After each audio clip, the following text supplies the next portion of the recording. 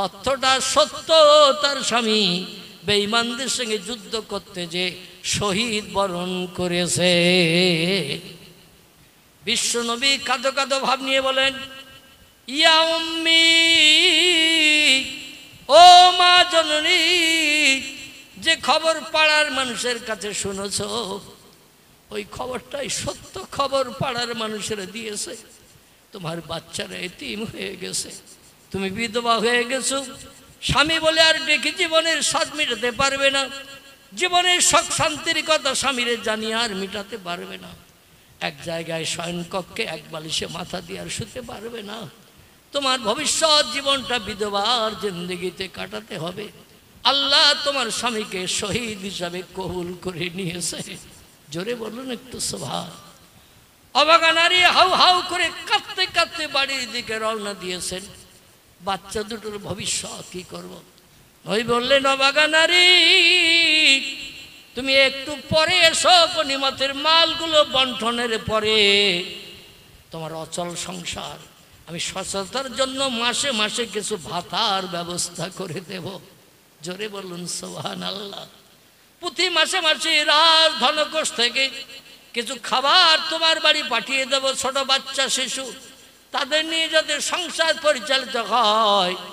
আমার মুখে হাসি ফুটাতে আল্লাহর দিন প্রতিষ্ঠার জন্য তোমার স্বামী জীবন দিয়েছে, হাসরের মাঠে তুমি শহীদানের বিবি হিসাবে জান্নাত হালাল বানাবে।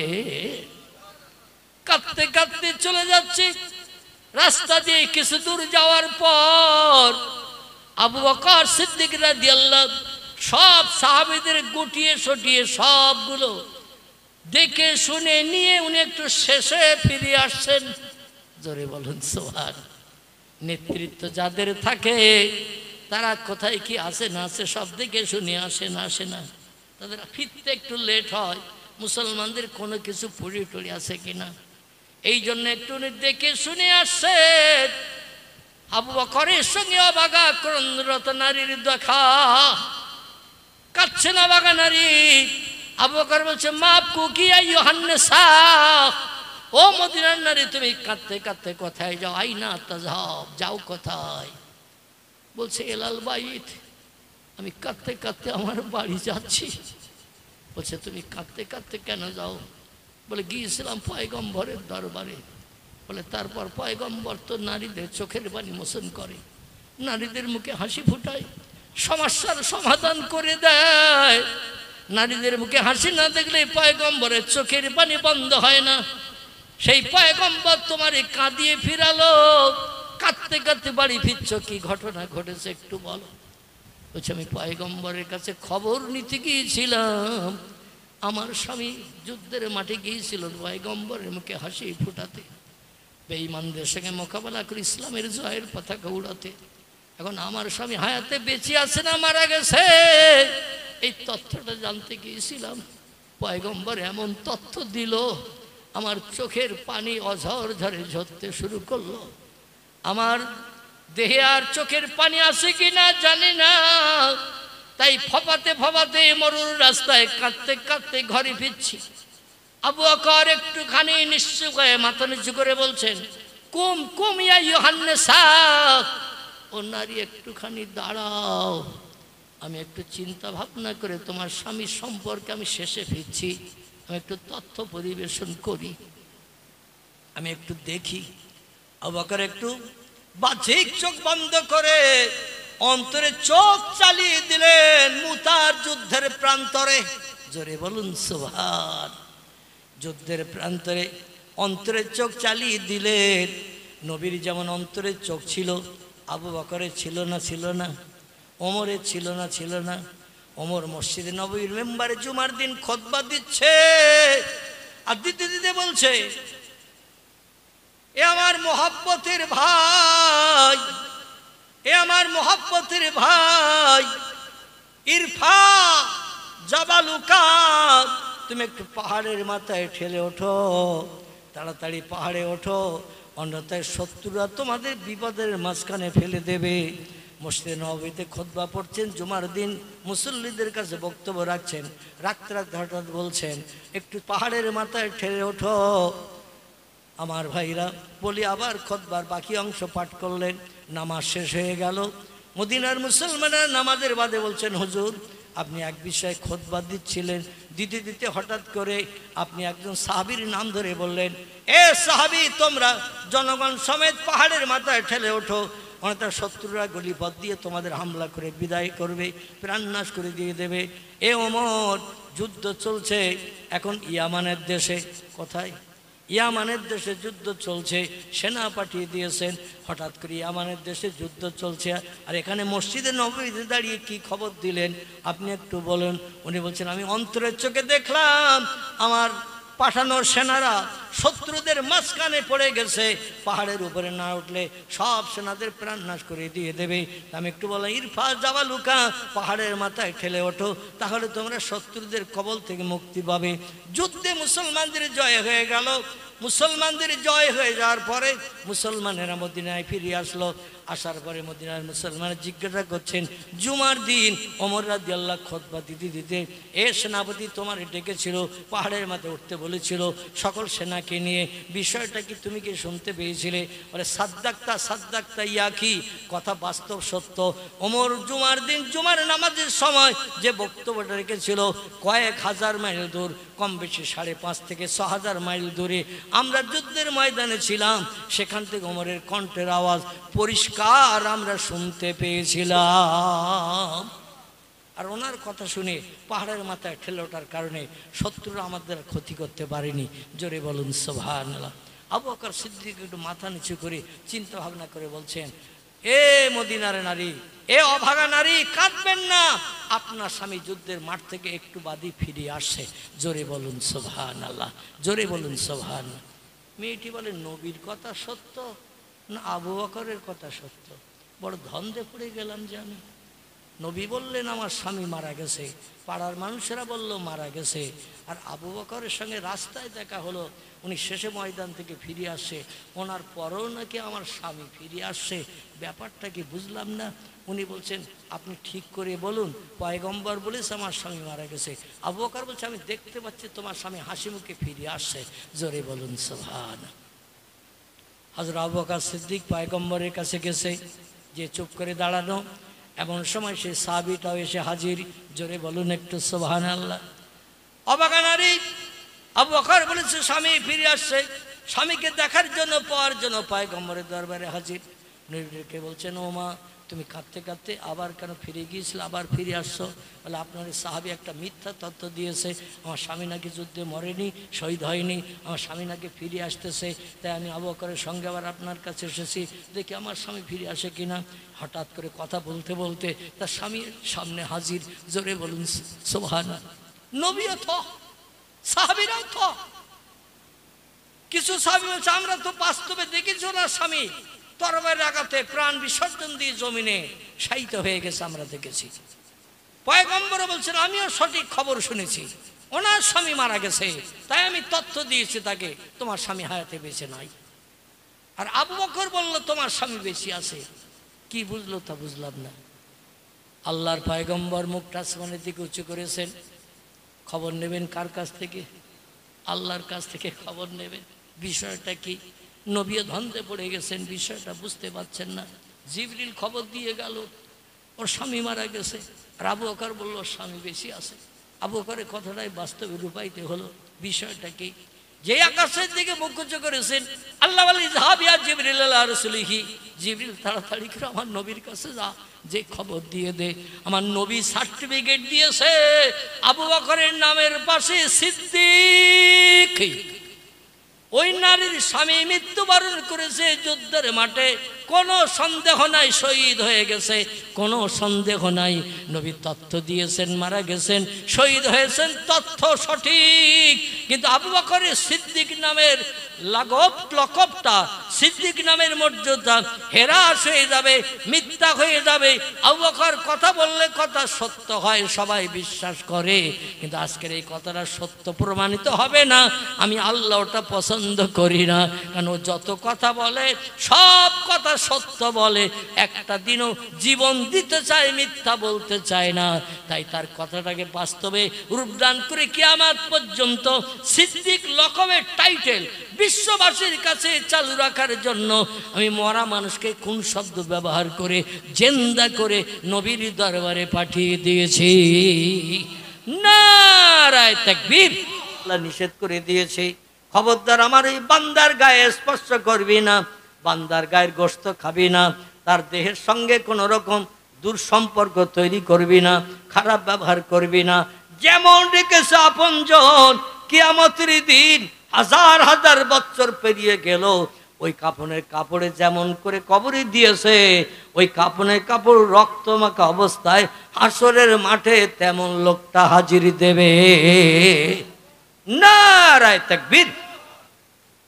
এবার একটা ছোট্ট প্রশ্ন করি, হাসরের মাঠে নবী আম্বিয়া থেকে শুরু করে অলিয়া উলিয়া থেকে শুরু করে সব দলের মানুষ যখন কবর থেকে হাসরে হাজির হবে, আল্লাহ বিচার শুরু করে মানুষের নাম আমলের পাপ পুণ্য ওজন করে তারপরে জান্নাত হালাল বানাবেন। এটা কোরআনে আছে না নাই? ওয়াকিমুল ওজনা বিল কিসতে ওয়ালা তুকসিরুল মিজান। আল্লাহ বলছেন, যে যেমন আমল করে এসেছো আমলটা আমার মিজানের দাড়ি পাল্লায় চাপিয়ে ওজন করা হবে। ওজন না করা পর্যন্ত কেউ জান্নাতের দরজা চোখে দেখতে পাবে না। কারণ যেখানে তোমাদের হিসাব নিকাশ করা হবে ওটা হলো হাসরের মাঠ, ইয়াউমাল কিয়ামাত। আর ওখান থেকে বহুত বহুত বহুত দূরে জান্নাত রয়েছে, ওখান থেকে বহুত বহুত বহুত দূরে জাহান্নাম রয়েছে। যেখানে হিসাব নিকাশ হবে সেখানে কাছে কাছে জাহান্নামও নাই, জান্নাতও নাই। এই জন্য তোমাদের ওখানে হিসাব নিকাশ করা হবে প্রত্যেকটি ব্যক্তির। কিন্তু তিরমিজি শরীফের হাদিসে নবীজি বলছেন, আল্লাহ পাক হিসাব নিকাশ ছাড়া প্রথম জান্নাত উদ্বোধন করবেন একটা দলের মানুষকে দিয়ে। তারা কারা? আলহামদুলিল্লাহ, আলহামদুলিল্লাহ। কোনো হিসাব নিকাশ হবে না, কবর থেকে হাসরে যাবে।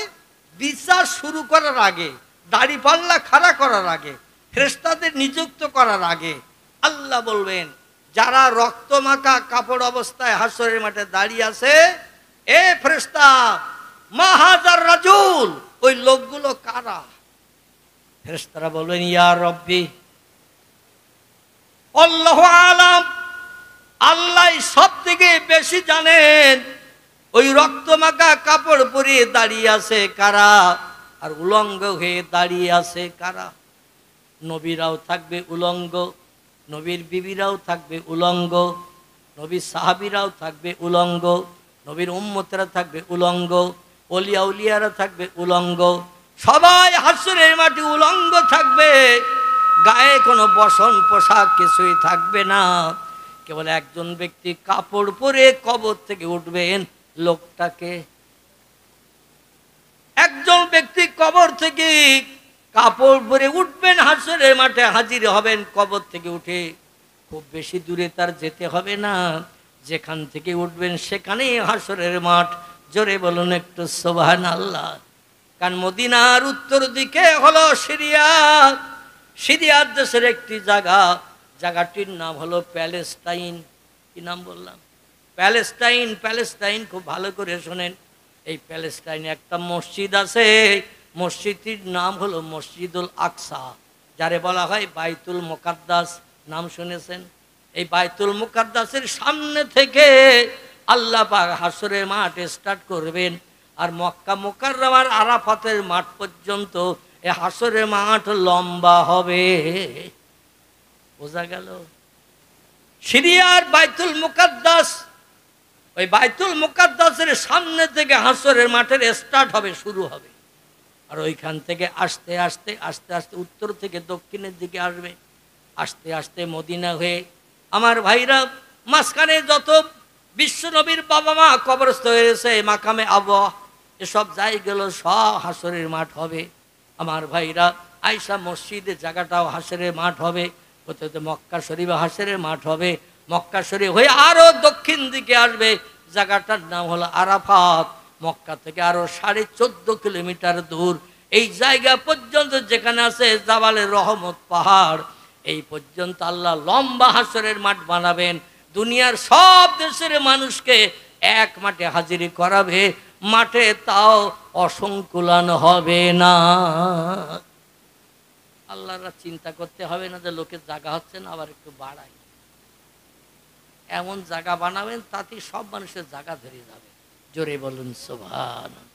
সেখানে একজন ব্যক্তি কবর থেকে উঠে হাসরে হাজির হবেন, তিনি হলেন আমাদের পয়গম্বর, যার নাম মুহাম্মাদুর রাসূলুল্লাহ সাল্লাল্লাহু আলাইহি সাল্লাম। জান্নাতি রেশমি শাটিনের পোশাক পরিয়ে অতি উত্তম কোটি কোটি কোটি কোটি টাকা দাম, যে দামের পোশাক পৃথিবীতে কোনো মানুষ বানাতেও কিয়ামত পর্যন্ত পারবে না, বেচারও সুযোগ হবে না, বেচারও সুযোগ হবে না এবং বানাতেও পারবে না। আল্লাহ সেই পোশাক জান্নাতের ভিতরে বানিয়ে রেখেছেন।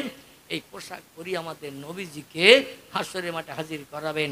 তার গুপ্তাঙ্গ দেহের অঙ্গ প্রত্যঙ্গ পৃথিবীর কোনো মানুষকে দেখতে দেবে না, আর সবার দেহের অঙ্গ প্রত্যঙ্গ মানুষ দেখতে পাবে।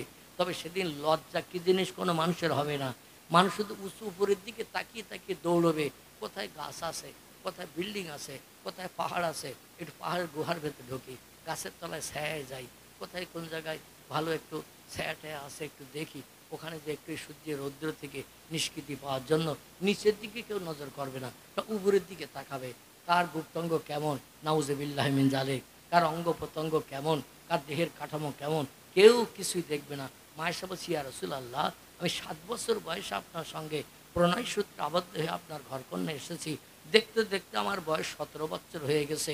যেদিন আপনার সঙ্গে বিয়ে হয়েছে সেই দিন থেকে নিয়ে আজ পর্যন্ত আমি কোনোদিন দরজার পাশে দাঁড়িয়ে রাস্তার কোনো পথিকের চেহারা নজরে দেখিনি, কোনো পরপুরুষের চেহারা আমি নজরে দেখিনি, আর আমার চেহারাও কোনো পরপুরুষকে আমি দেখতে দেইনি। ইয়া রাসূলুল্লাহ, আমাকেও কি উলঙ্গ থাকতে হবে? নবী বলেন, না মিয়া জাওজাতি, আয়েশা তোমাকেও উলঙ্গ দাঁড়াতে হবে। আয়েশা বলছে, কি করে লজ্জা শরম রক্ষা করব? নবী বললেন, ছোট বাচ্চারা, আয়েশা ছোট বাচ্চা দেখোনি? আয়েশা বলছে, না মিয়া জাওজি, ছোট বাচ্চা দেখেছি। নবী বলছেন, 1-1.5 বছরের বাচ্চারা 2-5 জন ছেলে মেয়ে একসঙ্গে এক জায়গায় মালা খোলা নিয়ে খেলা করে না? বাচ্চারা পানি নিয়ে কিছু গাছের ডোকা টোকা এটা কেটে নিয়ে কেউ রান্না করতেছে, কেউ আর পাতা নিয়ে খেতে বসেছে, রান্না হয়ে গেছে, বাচ্চারা ওরা খেলা করে না? ও খেলা করে। অধিকাংশ মেয়েও ন্যাংটো, ছেলেও ন্যাংটো, মেয়েও ন্যাংটো উলঙ্গ, ছেলেও উলঙ্গ। আচ্ছা, কেউ কারো গুপ্তাঙ্গের দিকে তাকায়? নয় ভাতের হাড়ির দিকে তাকায়, তরকারির এই পাত্রের দিকে তাকায় না? কার পাত্রে কতটা দিয়েছে, কার কম হয়েছে, কার বেশি হয়েছে, ওই দিকে দেখে না, গুপ্তাঙ্গের দিকে দেখে। বাচ্চারা যেমন গুপ্তাঙ্গের দিকে কেউ তাকায় না, কার গুপ্তাঙ্গ কেমন কেউ দেখতেও চায় না, ওরা খেলার মালের দিকেই দেখতে পাগল। হাসরের মাঠে প্রত্যেকটি মানুষের অবস্থা হবে ওই রকম, গুপ্তাঙ্গের দিকে কেউ ফিরেও তাকাবে না, তাকানোর চিন্তাও মগজে আসবে না। সূর্যের রৌদ্রের প্রখর রৌদ্র চলবে তখন তেমন। জোরে বলুন একটু সুবহানাল্লাহ। আল্লাহ নবীকে আল্লাহ ডেকে বলবেন, হাবিব, আপনি কবর থেকে উত্থাপিত হয়ে হাসরের মাঠে এসেছেন, আপনারে না বানালে কিছুই বানাতাম না। ও পয়গম্বর, আপনি আগে আপনার জান্নাতে চলে যান, আপনার জন্য যে জান্নাত আমি বানিয়ে রেখেছি ওই জান্নাতে ঢুকে যান। হুর গেলে মানদের আনন্দ ভর্তি করেন, সুখ ভোগ করেন। আপনার জান্নাতে ঢোকার না দেখলে আমি বিচার শুরু করতে পারছি না। সব নবী আম্বিয়া উলিয়া উলিয়া গস কুতুব নকি আবদাল শহীদ সদা হাজি গাজী সুফিদারি বেশ, এমন করে সাধারণ মানুষ, চাষি তাঁতি কামার কুমোর সুতোর ধোপা নাপিত ডাক্তার কবিরাজ হাকিম জজ উকিল ব্যারিস্টার, এমন করে যত ধরনের মানুষ আছে সব মানুষ হাসরে দাঁড়িয়ে সূর্যের রৌদ্র পাচ্ছে। আমার হাবিব আপনি জান্নাতে চলে যান, তাড়াতাড়ি আপনার উম্মতের হিসাব নিকাশটা করি। নবী বলেন, আল্লাহ, আমি যদি জান্নাতে ঢুকে যাই আমার গুনাহগার উম্মতের বিপদের পাশে দাঁড়াবে কে? ও আল্লাহ, আমার একটা উম্মত হাসরের মাঠে থাকতে আমি মুহাম্মদ জান্নাতের দরজা টপকিয়ে হুরগিলে মানুষের সঙ্গে চারি চক্ষের মিলন ঘটাবো না। জোরে বলুন একটু সুবহানাল্লাহ। নবী জান্নাতে যাবেন না, আল্লাহ বললেন তাহলে কাদের আর জান্নাতে দেব? আল্লাহ ডেকে বললেন, এ ফেরেশতারা, ওরা কারা? সব তো উলঙ্গ, রক্ত মাখা কাপড় পরে আছে কারা? ফেরেশতারা বললেন, আল্লাহু আলাম, আল্লাহ আপনি বেশি জানেন, তবু আমাদের জিজ্ঞাসা করছেন।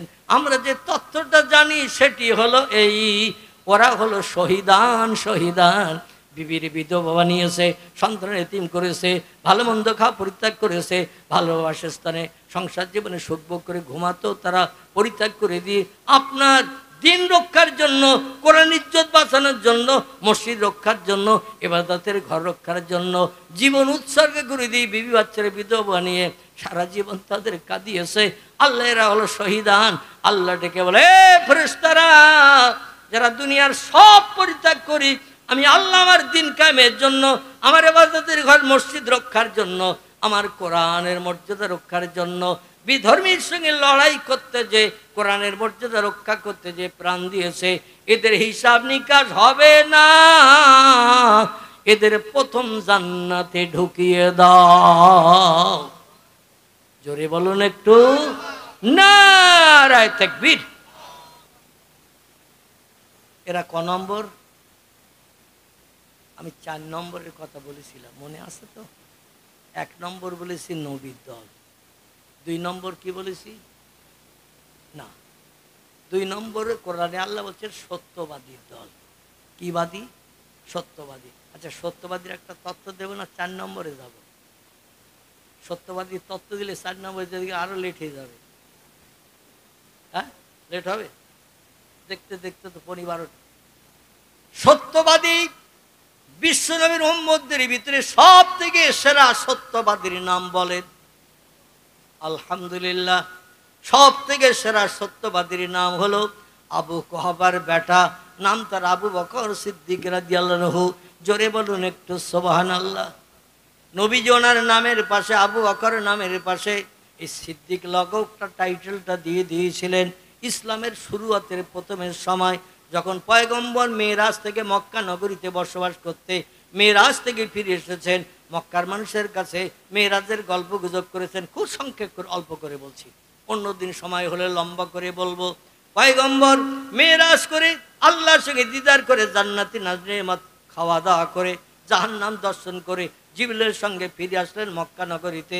ভোরবেলা রাত্র দ্বীপরার পর থেকে নিয়ে ভোর পর্যন্ত এই সময়ের ভিতরে আল্লাহ পাক 27 বছর লম্বা সময়টা পার করে দিয়েছিলেন। জোরে বলুন একটু সুবহানাল্লাহ। মক্কার মানুষ ডেকে বললো, শোনো, গত রাত্রে আমার জীবনে এমন একটা ঘটনা ঘটেছে। আবু জেহেল বলল, মোহাম্মদ এতদিন হাফ পাগল ছিল, হাফ ম্যাট ছিল, আজকের মোহাম্মদ বোধহয় একটু মাত্রায় বেশি খেয়েছে। মোহাম্মদ ফুল ম্যাট, ফুল পাগল হয়ে গেছে। কি ভুল বকাবকি করতেছে। ওতে মক্কা থেকে নাকি এক রাত্রে সেই সিরিয়ার বাইতুল মুকাদ্দাসে গিয়েছিল। আমরা উটের পিঠে গেছি, তাই যেতে আসতে আমাদের 3 মাস সময় লেগেছে। ক মাস? উট দ্রুত দৌড়িয়ে চালিয়ে বাইতুল মুকাদ্দাস দেখে ফিরে আসতে আমাদের 1.5 মাস করে 3 মাস সময় লেগেছে। আর আমরা পায়ে হেঁটে গেছি, দ্রুত দৌড়িয়ে গেছি, 6 মাসের উপরে আমাদের বেশি সময় লেগে গেছে। আর মোহাম্মদ এক রাত্রি নাকি মক্কা থেকে সে সিরিয়ার বাইতুল মুকাদ্দাসে গেছে, আর ওখানে 2 রাকাত নামাজ পড়িয়ে 7টা আকাশ পাড়ি দিয়ে আল্লাহর কাছে নাকি গেছে। আর আল্লাহর সঙ্গে গল্প করিয়ে, জান্নাত দেখে, নাজনেমাত খেয়ে, জাহান্নাম দেখে, আযাবের লোকজন দেখে আবার ভোর হওয়ার আগে বাড়ি ফিরে এসেছে। আচ্ছা, ক গ্লাস না খালি এইরকম পাগলামি করে? ওরা তো মজলিসে দাঁড়িয়ে গেছে। শত্রুদলা বলে, এতদিন তোমার আমরা ধরতে পারিনি, আজকে ধরতে পেরেছি। ভিতরে ভিতরে আমাদের মতো একটু একটু খেতে, তবে তোমাদের মাথা গরম হয়নি। কাল রাত্রি বোধহয় একটু আমাদের মতো বেশি বেশি খেয়ে ফেলেছো, যার কারণে মোহাম্মদ তুমি ভুল বকাবকি করছো। আর তোমার এই ভুল বকাবকি শুনতে আমরা সময় নষ্ট করবো না। ও মোহাম্মদ, তুমি যে পাগল হয়ে গেছো, আর পাগল হওয়ার কারণে তুমি ভুল বকছো, তোমার কথা আর কেউ শুনবে না।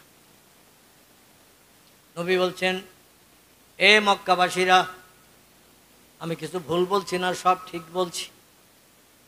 বলছে, তাহলে তুমি যে ভুল বলছো সেটা আমাদের দলে, তোমার দলের লোক দিয়ে আমরা প্রমাণ করব। নবী বললেন, কি প্রমাণ করবে বলো? বলে, তোমার সব থেকে কাছের মানুষ যে, তোমার সব থেকে মহব্বতের মানুষ যে, তোমার সব থেকে ভক্ত যে, আমরা একটু তার কাছে যে তোমার খবরটা দেখ। সে তো আজকের মজলিসে নেই, সকালে আমরা এসেছে কিন্তু সে আসেনি। কাবা ঘরের দক্ষিণ দিকে আবু কুবাইস পাহাড়ের পশ্চিম মাথায় ছিল আবু বকর সিদ্দিকের ঘর। জোরে বলুন সুবহান। কাবা ঘরের দক্ষিণ দিকে আবু কুবাইস পাহাড়ের পশ্চিম মাথায় আবু বকর সিদ্দিকের ছিল ঘর। ওরা আবু কুবাইস পাহাড়ের পাশ দিয়ে দিয়ে আমার ভাইরা চলে গেছেন আবু বকরের ঘরের কাছে, যে বলছে ইয়া হালাল বাইত, বাড়ি আসো নাকি? যদি বাড়ি থাকে খিরিজ বাবা কা, একটু দরজা দিয়ে বাইরে বেরিয়ে এসো। আবু বকর বলছেন কয়েকজন মানুষের আনাগোনার আওয়াজ পাচ্ছে, আর আমার বাইরে বেরিতে বলছেন, কি খবর, একটু দরজা খুলে দেখি। দরজা খুলে এসে দেখে আবু জেহেল, আবুল আহাব, উমাইয়া বিন খালদ, সুফিয়ান ইবনে খালিদ হারবি, ওতবা, ওতাইবিয়া, সোহাইবিয়া, ইকরামা, আবু সুফিয়ান, নাজ্জার, বড় বড় লিডার সব। আবু হচ্ছে মা হালুকা মাখ করো কি আঁকি, কি খবর হাগা? বলছে তোমাদের সে মোহাম্মদ ফুল ম্যাট পাগল হয়ে গেছে, খবর শুনেছ? নবী বলছে মোহাম্মদ পাগল হয়েছে, কি বলছো তোমরা? আমার নবী তো পাগল হওয়ার লোক না, জোরে বলুন সুবহানাল্লাহ। মানে তোমার মোহাম্মদ আজকের এই গল্প করতে সকালবেলা, আমরাও মাঝে মাঝে মোহাম্মদের গল্প শুনতে যাই, ভালো না লাগলে উঠে চলে আসি, কিন্তু আজকের সবাই দল বেঁধে উঠে চলে এসেছে, কারণ পাগলের এই পাগলামির কথা কেউ শুনতে চায়। বলছে কি বলেছে, কি হয়েছে বলো তো? বলে মোহাম্মদ বলছে এই গত রাত্রি রাত 12টার পরে মোহাম্মদ নাকি জান্নাতে একটা রকেটে চেপে সেই সিরিয়ার বাইতুল মুকাদ্দাসে গিয়েছিল, ওখানে যে আবার সব নবীদের পিছনে নিয়ে 2 রাকাত নামাজ পড়েছে, ওখান থেকে আবার বোরাক চেপে 7 আকাশ পাড়ি দিয়ে আল্লাহর কাছে গেছে, আল্লাহর সঙ্গে আবার গল্পগুজব করেছে নাকি 27 বছর ধরে, আবার গল্পগুজব সেটি জিবরিল আমিনের সঙ্গে নিয়ে জান্নাত দেখেছে, জাহান্নাম দেখেছে, সব ঘুরিয়ে বেরিয়ে 7 আকাশ পাড়ি দিয়ে আবার পৃথিবীতে বাড়ি ফিরে এসেছে ভোর হওয়ার আগে। আচ্ছা, এটা কোনো জ্ঞানী মানুষ, শিক্ষিত মানুষ মানতে পারে? আবু বকর বলছে কথাটা বলেছে কে? তোমাদের সেই নেতা আব্দুল্লাহর পোলা, সেই মোহাম্মদ। মোহাম্মদ আবু বকর বলছেন আমি যদি আজ সকালে নবীর কাছে যেতে পারি নাই, তোমাদের মতো পয়গম্বরের মুখের বাণী শোনার সুযোগ আমার নসিবে জোটে নাই, তবে খবরটা তোমরা এসে আমারে দিচ্ছ, এজন্য আমি সৌভাগ্যবান, জোরে বলুন সুবহানাল্লাহ। বিশ্ব নবীর জীবনের এমন তাজ্জব ঘটনার খবর আমার কাছে এনে দিয়েছ, আমি এক বাক্যের নবীর মুখে না শোনা সত্ত্বেও নবী যদি বলে থাকে বেশাক নবীর সব কথাগুলো সত্য। নারায়ে তাকবীর।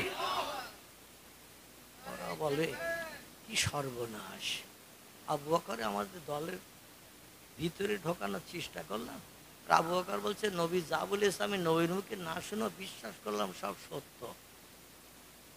তাহলে তো আবু বকরের আমাদের দলে ফেভার করা গেল না, ওরা সব লাজবাব হয়ে মুখ নিচু করে চলে গেছে, মনে করছিল আবু বকর আমাদের দলে আসবে, আর আমাদের দলে আসলে আরও যারা সব মোহাম্মদের দলে গেল, আবু বকরের যদি আমাদের দলে আসতে দেখে নিশ্চয় ওরাও সব আমাদের দলে আবার ফিরে আসবে, কিন্তু হলো না তো। আবু বকর গুটি গুটি পায়ে আবু কুবাইস পাহাড়ের পাশ দিয়ে পয়গম্বরের সামনে এসে দাঁড়িয়েছেন। রাসূল বলছে মা হালুকা মা করে গিয়ে আঁকি আবু বকর আবু কাহাবা, আবু কাহাবার আবু বকর খবর কি? বল পয়গম্বর আজকে সকালবেলা আপনার জীবনের মুজিজার খবর আপনি কি একটা মক্কার মানুষের কাছে বর্ণনা করেছে?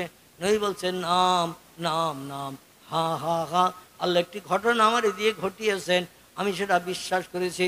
মক্কার শত্রু আমার ফেভার করতে গিয়েছিল, আমি লাজব করে দিয়েছি, প্রত্যুত্তর দিয়ে ওদের মুখ চুন করে দিয়ে মুখ কালো করে ফিরিয়ে দিয়েছি।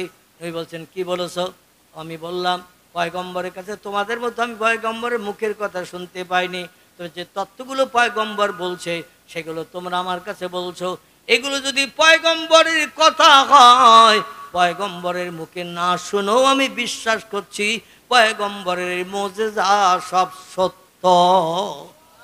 নবী আল্লাহর কাছে হাত তুলে বলে আল্লাহ আমার মুখে না শুনে আমার এত ভালোবেসে এত মহব্বত করি, আমি সত্য ছাড়া মিথ্যা বলি না, এই বিশ্বাসটা হৃদয়ে এত গাঢ়তর তৈরি করে নিয়েছে, আমার মুখে না শোনা সত্ত্বেও বেঈমানদের মুখে শুনে আমার মুখে হাসি ফোটানোর জন্য, আমার ইজ্জত রক্ষার জন্য সত্য বলে বিশ্বাস করে ওদের লাজবাব করে ফিরিয়ে দিয়েছে।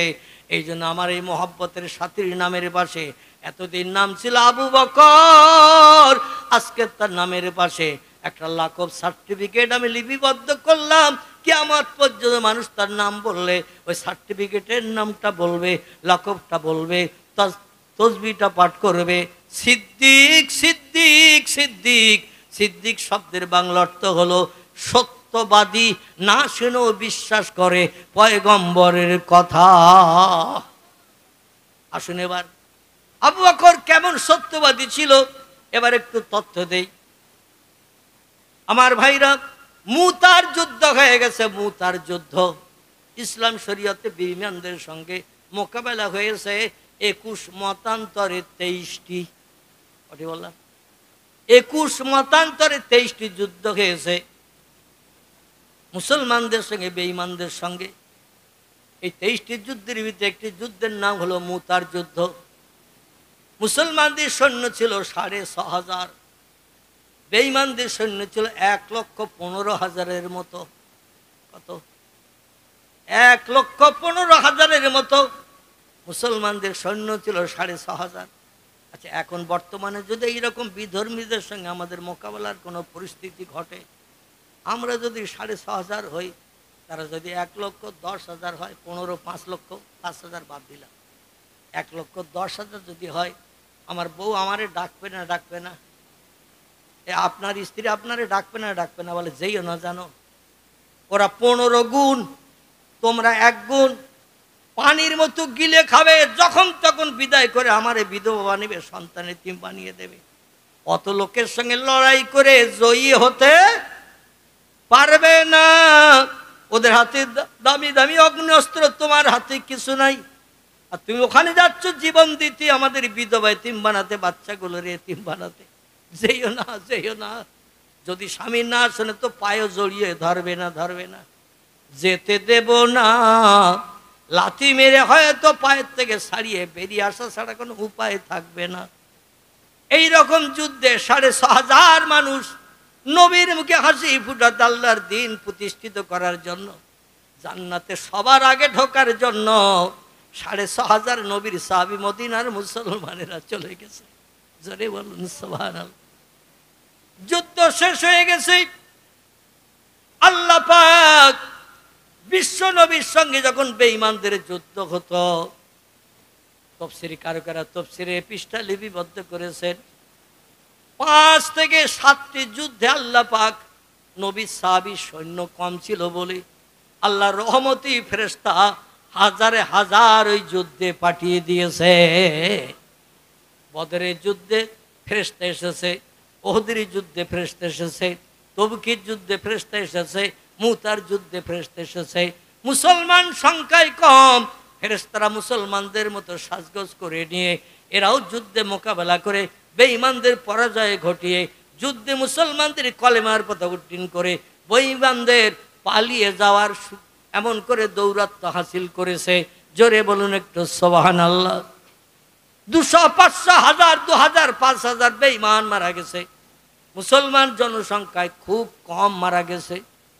এখন যুদ্ধ শেষ হয়ে গেছে, মুসলমানদের জয় হয়ে গেছে, মুসলমানদের জয়। 6,500 মুসলমান হওয়া সত্ত্বেও, 1,15,000 মতো বিধর্মী সৈন্য হওয়া সত্ত্বেও ফেরেশতা পাঠিয়ে দিয়ে আল্লাহ ফেরেশতাদের মাধ্যম দিয়ে মুসলমানদের মুখে হাসি ফুটিয়ে যুদ্ধে জয়লাভ করিয়ে দিয়েছেন। বেঈমানেরা পালিয়ে চলে গেছে, যুদ্ধের মাঠে মালমাত্রা যা বেঈমানেরা ফেলে রেখে গেছে, মুসলমানরা সব জড়ো করে সড়ে করে নিয়ে সব মদিনা জমিনে ফিরে আসছে।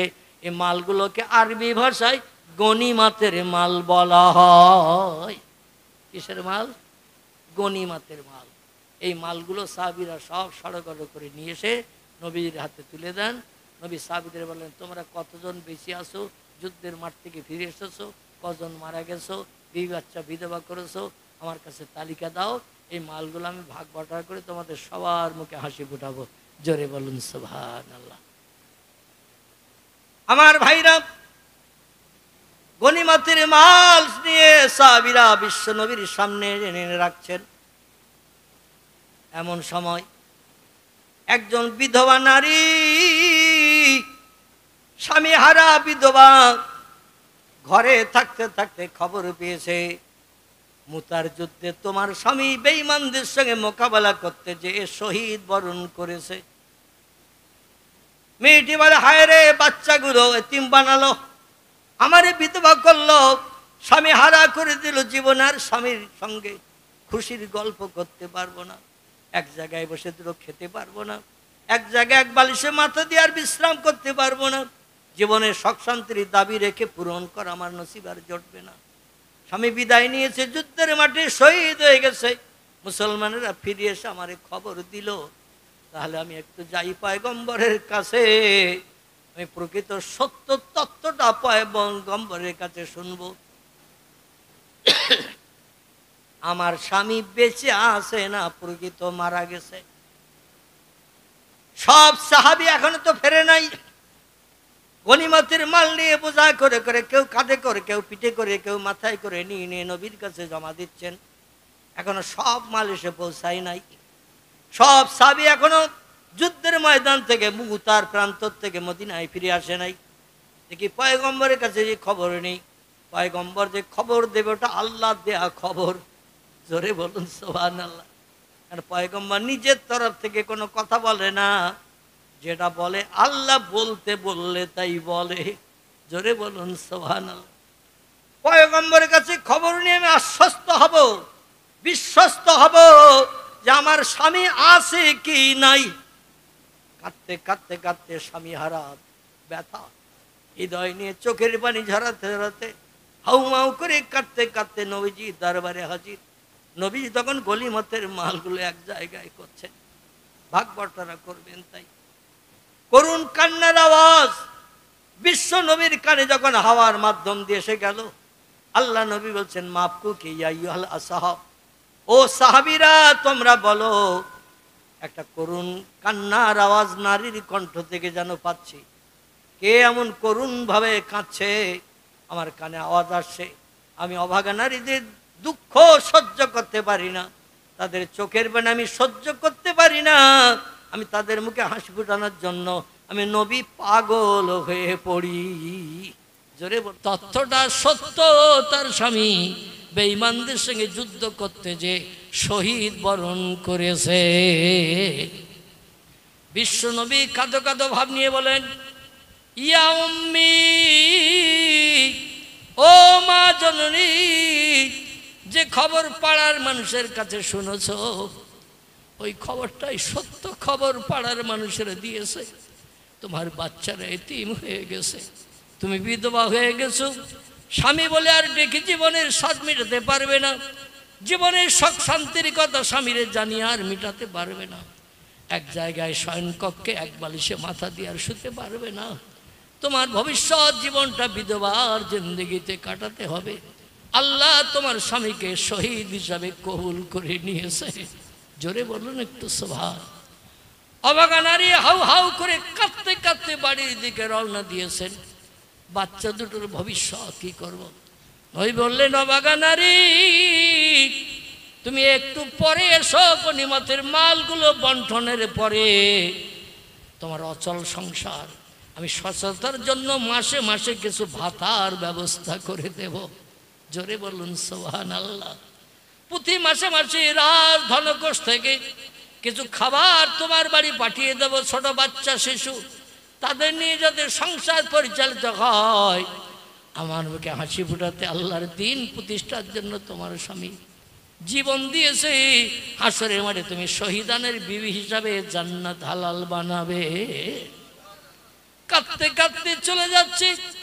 রাস্তা দিয়ে কিছু দূর যাওয়ার পর আবু বকর সিদ্দিক রাদিয়াল্লাহু সব সাহাবীদের গুটিয়ে সটিয়ে সবগুলো দেখে শুনে নিয়ে উনি একটু শেষে ফিরে আসছেন। জোরে বলুন সুবহান। নেতৃত্ব যাদের থাকে তারা কোথায় কি আছে না আছে সব দেখে শুনে আসে না তাদের ফিরতে একটু লেট হয়। মুসলমানদের কোনো কিছু পুড়ি টুড়ি আছে কিনা এই জন্য একটু দেখে শুনে আসছে। আবু বকরের সঙ্গে অভাগা ক্রন্দনরত নারীর দেখা। কাঁদছে না অভাগা নারী। আবু বকর বলছে, মাফকু কি আইয়ুহান নিসা, ও মদিনার নারী তুমি কাঁদতে কাঁদতে কোথায় যাও? আইনা তাযহাব, যাও কোথায়? বলছে, এলাল বাইত, আমি কাঁদতে কাঁদতে আমার বাড়ি যাচ্ছি। বলছে, তুমি কাঁদতে কাঁদতে কেন যাও? বলে, গিয়েছিলাম পয়গম্বরের দরবারে। বলে, তারপর পয়গম্বর তো নারীদের চোখের পানি মোচন করে, নারীদের মুখে হাসি ফুটায়, সমস্যার সমাধান করে দেয়। নারীদের মুখে হাসি না দেখলে পয়গম্বরের চোখের পানি বন্ধ হয় না। সেই পয়গম্বর তোমারে কাঁদিয়ে ফিরালো। কাঁদতে কাঁদতে বাড়ি ফিরছ, কি ঘটনা ঘটেছে একটু বলো।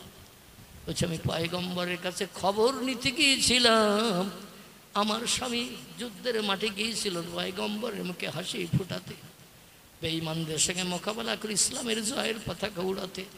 এখন আমার স্বামী হায়াতে বেঁচে আছে না মারা গেছে এই তথ্যটা জানতে গিয়েছিলাম, পয়গম্বর এমন তথ্য দিল আমার চোখের পানি অঝর ঝরে ঝরতে শুরু করলো।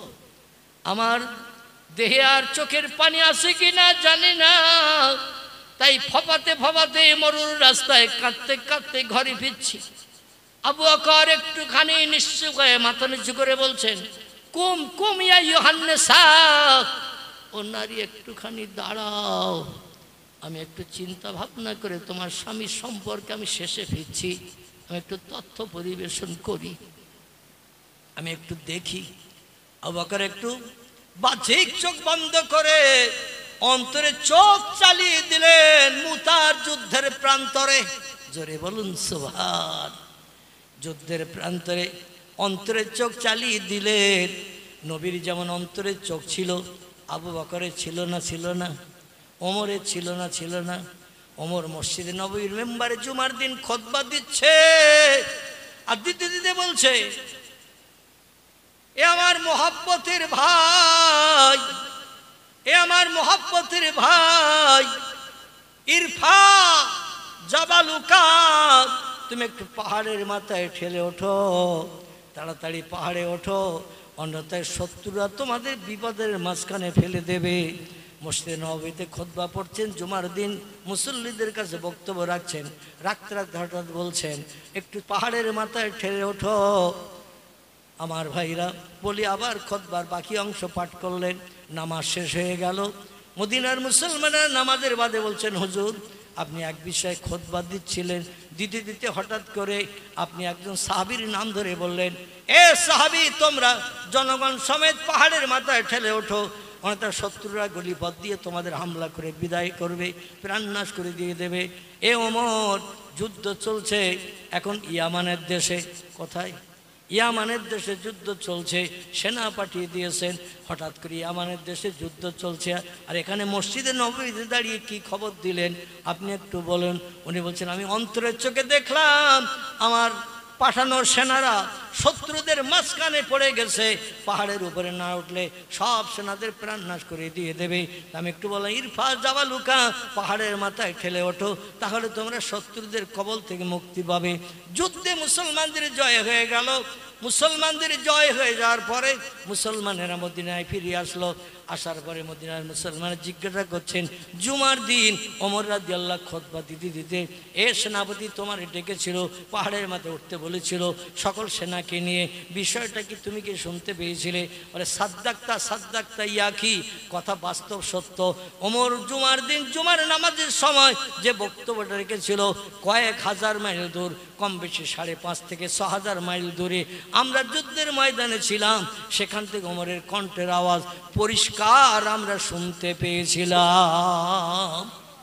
আর ওনার কথা শুনে পাহাড়ের মাথায় ঠেলে ওঠার কারণে শত্রুরা আমাদের ক্ষতি করতে পারেনি। জোরে বলুন সুবহানাল্লাহ। আবু বকর সিদ্দিক একটু মাথা নিচু করে চিন্তা ভাবনা করে বলছেন, এ মদিনার নারী, এ অভাগা নারী, কাঁদবেন না, আপনার স্বামী যুদ্ধের মাঠ থেকে একটু বাদই ফিরে আসে। জোরে বলুন সুবহানাল্লাহ, জোরে বলুন সুবহানাল্লাহ। মেয়েটি বলে, নবীর কথা সত্য না আবু বকরের কথা সত্য? বড় ধন্দে পড়ে গেলাম যে আমি। নবী বললেন আমার স্বামী মারা গেছে, পাড়ার মানুষেরা বলল মারা গেছে, আর আবু বকরের সঙ্গে রাস্তায় দেখা হলো, উনি শেষে ময়দান থেকে ফিরে আসছে, ওনার পরেও নাকি আমার স্বামী ফিরে আসছে, ব্যাপারটা কি বুঝলাম না। উনি বলছেন, আপনি ঠিক করে বলুন, পয়গম্বর বলেছে আমার স্বামী মারা গেছে। আবু বকর বলছে, আমি দেখতে পাচ্ছি তোমার স্বামী হাসি মুখে ফিরে আসছে। জোরে বলুন সুবহানাল্লাহ। হযরত আবু বকর সিদ্দিক পয়গম্বরের কাছে গেছে, যে চুপ করে দাঁড়ানো, এমন সময় সেই সাহাবীটাও এসে হাজির। জোরে বলুন একটু সুবহানাল্লাহ। অবাক নারী আবু বকর বলেছে স্বামী ফিরে আসছে, স্বামীকে দেখার জন্য পাওয়ার জন্য পয়গম্বরের দরবারে হাজির। নবীকে বলছেন, ও মা, তুমি কাঁদতে কাঁদতে আবার কেন ফিরে গিয়েছিলে, আবার ফিরে আসছো? বলে আপনার সাহাবী একটা মিথ্যা তথ্য দিয়েছে, আমার স্বামী নাকি যুদ্ধে মরেনি, শহীদ হয়নি, আমার স্বামী নাকি ফিরে আসতেছে, তাই আমি আবু বকরের সঙ্গে আবার আপনার কাছে এসেছি, দেখি আমার স্বামী ফিরে আসে কিনা। হঠাৎ করে কথা বলতে বলতে তার স্বামীর সামনে হাজির। জোরে বলুন সুবহানাল্লাহ। নবীও থ, সাহাবীরাও থ। কিছু সাহাবী বলছে আমরা তো বাস্তবে দেখেছি ওনার স্বামী তরবারির আঘাতে প্রাণ বিসর্জন দিয়ে জমিনে শায়িত হয়ে গেছে, আমরা দেখেছি। পয়গম্বর বলছেন আমিও সঠিক খবর শুনেছি, ওনার স্বামী মারা গেছে, তাই আমি তথ্য দিয়েছি তাকে, তোমার স্বামী হায়াতে বেঁচে নাই। আর আবু বকর বলল তোমার স্বামী বেঁচে আছে। কি বুঝলো তা বুঝলাম না। আল্লাহর পয়গম্বর মুখটা আসমানের দিকে উঁচু করেছেন। খবর নেবেন কার কাছ থেকে? আল্লাহর কাছ থেকে খবর নেবেন। বিষয়টা কি? নবীও ধন্দে পড়ে গেছেন, বিষয়টা বুঝতে পারছেন না। জিবরিল খবর দিয়ে গেল ওর স্বামী মারা গেছে, আর আবু বকর বলল ওর স্বামী বেশি আছে। আবু বকরের কথাটাই বাস্তবে রূপায়িত হলো। বিষয়টা কি?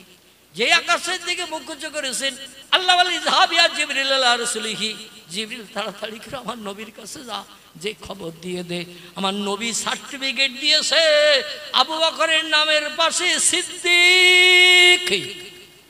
ওই নারীর স্বামী মৃত্যুবরণ করেছে যুদ্ধের মাঠে, কোনো সন্দেহ নাই শহীদ হয়ে গেছে, কোনো সন্দেহ নাই। নবী তথ্য দিয়েছেন মারা গেছেন, শহীদ হয়েছেন, তথ্য সঠিক। কিন্তু আবু বকরের সিদ্দিক নামের লকবটা, সিদ্দিক নামের মর্যাদা হেরাস হয়ে যাবে, মিথ্যা হয়ে যাবে। আবু বকর কথা বললে কথা সত্য হয়, সবাই বিশ্বাস করে, কিন্তু আজকের এই কথাটা সত্য প্রমাণিত হবে না। আমি আল্লাহ ওটা পছন্দ করি না, কারণ ও যত কথা বলে সব কথা সত্য বলে, একটা দিনও জীবন দিতে চায়, মিথ্যা বলতে চায় না। তাই তার কথাটাকে বাস্তবে রূপদান করে কিয়ামত পর্যন্ত সিদ্দিক লকবের টাইটেল বিশ্ববাসীর কাছে চালু রাখার জন্য আমি মরা মানুষকে কোন শব্দ ব্যবহার করে জিন্দা করে নবীর দরবারে পাঠিয়ে দিয়েছি। নারায়ে তাকবীর। আল্লাহ নিষেধ করে দিয়েছে, খবরদার আমার এই বান্দার গায়ে স্পর্শ করবি না, বান্দার গায়ের গোশত খাবি না, তার দেহের সঙ্গে কোনো রকম দুঃসম্পর্ক তৈরি করবি না, খারাপ ব্যবহার করবি না। যেমন রেখেছে আপনজন, কিয়ামতের দিন হাজার হাজার বছর পেরিয়ে গেল, ওই কাফনের কাপড়ে যেমন করে কবরে দিয়েছে, ওই কাফনের কাপড় রক্তমাখা অবস্থায় হাসরের মাঠে তেমন লোকটা হাজির দেবে। নারায়ে তাকবীর। এবার একটা ছোট্ট প্রশ্ন করি। হাসরের মাঠে নবী আম্বিয়া থেকে শুরু করে অলিয়া উলিয়া থেকে শুরু করে সব দলের মানুষ যখন কবর থেকে হাসরে হাজির হবে, আল্লাহ বিচার শুরু করে মানুষের নাম আমলের পাপ পুণ্য ওজন করে তারপরে জান্নাত হালাল বানাবেন। এটা কোরআনে আছে না নাই? ওয়াকিমুল ওজনা বিল কিসতে ওয়ালা তুকসিরুল মিজান। আল্লাহ বলছেন যে যেমন আমল করে এসেছো, আমলটা আমার মিজানের দাড়ি পাল্লায় চাপিয়ে ওজন করা হবে। ওজন না করা পর্যন্ত কেউ জান্নাতের দরজা চোখে দেখতে পাবে না। কারণ যেখানে তোমাদের হিসাব নিকাশ করা হবে ওটা হলো হাসরের মাঠ, ইয়াউমাল কিয়ামাত। আর ওখান থেকে বহুত বহুত বহুত দূরে জান্নাত রয়েছে, ওখান থেকে বহুত বহুত বহুত দূরে জাহান্নাম রয়েছে। যেখানে হিসাব নিকাশ হবে সেখানে কাছে কাছে জাহান্নামও নাই, জান্নাতও নাই। এই জন্য তোমাদের ওখানে হিসাব নিকাশ করা হবে প্রত্যেকটি ব্যক্তির। কিন্তু তিরমিজি শরীফের হাদিসে নবীজি বলছেন আল্লাহ পাক হিসাব নিকাশ ছাড়া প্রথম জান্নাত উদ্বোধন করবেন একটা দলের মানুষকে দিয়ে। তারা কারা? আলহামদুলিল্লাহ, আলহামদুলিল্লাহ। কোনো হিসাব নিকাশ হবে না, কবর থেকে হাসরে যাবে, বিচার শুরু করার আগে, দাড়ি পাল্লা খাড়া করার আগে, ফেরেশতাদের নিযুক্ত করার আগে আল্লাহ বলবেন যারা রক্তমাখা কাপড় অবস্থায় হাসরের মাঠে দাঁড়িয়ে আছে, এ ফেরেশতা মা হাজার রাজুল, ওই লোকগুলো কারা? ফেরেশতারা বলবেন ইয়া রব্বি আল্লাহু আলাম, আল্লাহ সব থেকে বেশি জানেন ওই রক্তমাখা কাপড় পরিয়ে দাঁড়িয়ে আছে কারা, আর উলঙ্গ হয়ে দাঁড়িয়ে আছে কারা। নবীরাও থাকবে উলঙ্গ, নবীর বিবিরাও থাকবে উলঙ্গ, নবীর সাহাবীরাও থাকবে উলঙ্গ, নবীর উম্মতেরা থাকবে উলঙ্গ, অলিয়া উলিয়ারা থাকবে উলঙ্গ, সবাই হাসরের মাটি উলঙ্গ থাকবে, গায়ে কোনো বসন পোশাক কিছুই থাকবে না। কেবল একজন ব্যক্তি কাপড় পরে কবর থেকে উঠবেন। লোকটাকে একজন ব্যক্তি কবর থেকে কাপড় পরে উঠবেন, হাসরের মাঠে হাজির হবেন কবর থেকে উঠে। খুব বেশি দূরে তার যেতে হবে না, যেখান থেকে উঠবেন সেখানেই হাসরের মাঠ। জোরে বলুন একটু সুবহানাল্লাহ। কারণ মদিনার উত্তর দিকে হলো সিরিয়া, সিরিয়ার দেশের একটি জায়গা, জায়গাটির নাম হলো প্যালেস্টাইন। কি নাম বললাম? প্যালেস্টাইন। প্যালেস্টাইন খুব ভালো করে শোনেন। এই প্যালেস্টাইনে একটা মসজিদ আছে, মসজিদটির নাম হলো মসজিদুল আকসা, যারে বলা হয় বাইতুল মুকাদ্দাস। নাম শুনেছেন? এই বাইতুল মুকাদ্দাসের সামনে থেকে আল্লাহ পাক হাসরের মাঠ স্টার্ট করবেন, আর মক্কা মুকাররমার আরাফাতের মাঠ পর্যন্ত এই হাসরের মাঠ লম্বা হবে। বোঝা গেল? সিরিয়ার বাইতুল মুকাদ্দাস, ওই বাইতুল মুকাদ্দাসের সামনে থেকে হাসরের মাঠের স্টার্ট হবে, শুরু হবে। আর ওইখান থেকে আস্তে আস্তে আস্তে আস্তে উত্তর থেকে দক্ষিণের দিকে আসবে, আস্তে আস্তে মদিনা হয়ে। আমার ভাইরা, মাঝখানে যত বিশ্ব নবীর বাবা মা কবরস্থ হয়েছে, মাকামে আবওয়া, এসব জায়গাগুলো সব হাসরের মাঠ হবে। আমার ভাইরা, আয়েশা মসজিদের জায়গাটাও হাসরের মাঠ হবে। হতে হতে মক্কা শরীফে হাসরের মাঠ হবে। মক্কা শরীফ হয়ে আরো দক্ষিণ দিকে আসবে, জায়গাটার নাম হলো আরাফাত। মক্কা থেকে আরো 14.5 কিলোমিটার দূর এই জায়গা পর্যন্ত, যেখানে আছে জাবালে রহমত পাহাড়, এই পর্যন্ত আল্লাহ লম্বা হাসরের মাঠ বানাবেন। দুনিয়ার সব দেশের মানুষকে এক মাঠে হাজিরি করাবে, মাঠে তাও অসংকুলান হবে না। আল্লাহরা চিন্তা করতে হবে না যে লোকের জায়গা হচ্ছে না, আবার একটু বাড়াই। এমন জায়গা বানাবেন তাতে সব মানুষের জায়গা ধরে যাবে। জোরে বলুন সুবহান। সেখানে একজন ব্যক্তি কবর থেকে উঠে হাসরে হাজির হবেন, তিনি হলেন আমাদের পয়গম্বর, যার নাম মুহাম্মদুর রাসূলুল্লাহ সাল্লাল্লাহু আলাইহি সাল্লাম। জান্নাতি রেশমি শাটিনের পোশাক পরিয়ে, অতি উত্তম কোটি কোটি কোটি কোটি টাকা দাম, যে দামের পোশাক পৃথিবীতে কোনো মানুষ বানাতেও কিয়ামত পর্যন্ত পারবে না, বেচারও সুযোগ হবে না, বেচারও সুযোগ হবে না, এবং বানাতেও পারবে না। আল্লাহ সেই পোশাক জান্নাতের ভিতরে বানিয়ে রেখেছেন। এই পোশাক পরি আমাদের নবীজিকে হাসরের মাঠে হাজির করাবেন। তার গুপ্তাঙ্গ, দেহের অঙ্গ প্রত্যঙ্গ পৃথিবীর কোনো মানুষকে দেখতে দেবে না, আর সবার দেহের অঙ্গ প্রত্যঙ্গ মানুষ দেখতে পাবে। তবে সেদিন লজ্জা কি জিনিস কোনো মানুষের হবে না। মানুষ শুধু উঁচু উপরের দিকে তাকিয়ে তাকিয়ে দৌড়বে, কোথায় গাছ আছে, কোথায় বিল্ডিং আছে, কোথায় পাহাড় আছে, একটু পাহাড়ের গুহার ভেতরে ঢুকি, গাছের তলায় ছায়ায় যাই, কোথায় কোন জায়গায় ভালো একটু ছায়া টায়া আছে একটু দেখি, ওখানে যে একটু সূর্যের রৌদ্র থেকে নিষ্কৃতি পাওয়ার জন্য নিচের দিকে কেউ নজর করবে না, উপরের দিকে তাকাবে। কার গুপ্তাঙ্গ কেমন, নাউজুবিল্লাহি মিন যালিক, কার অঙ্গ প্রত্যঙ্গ কেমন, কার দেহের কাঠামো কেমন, কেউ কিছুই দেখবে না। মায়েশা বলছি, ইয়া রাসূলুল্লাহ, আমি 7 বছর বয়সে আপনার সঙ্গে প্রণয় সূত্রে আবদ্ধ হয়ে আপনার ঘরকন্যা এসেছি, দেখতে দেখতে আমার বয়স 17 বছর হয়ে গেছে।